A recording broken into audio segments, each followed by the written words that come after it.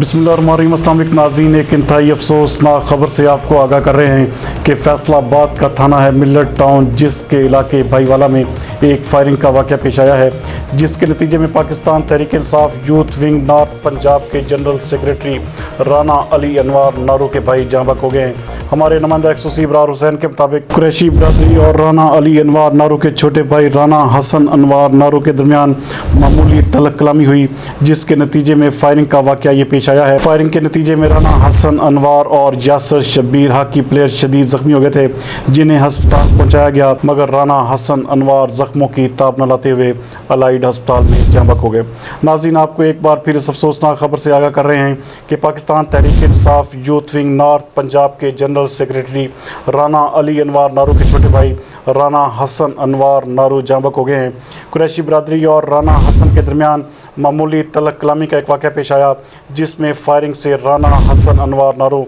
और यासर Shabbir hockey player शदीद ज़ख्मी हो गए, जिन्हें हस्पताल पहुंचाया गया, मगर राना हसन अनवार ज़ख्मों की ताब न लाते हुए जहाँ बहक हो गए।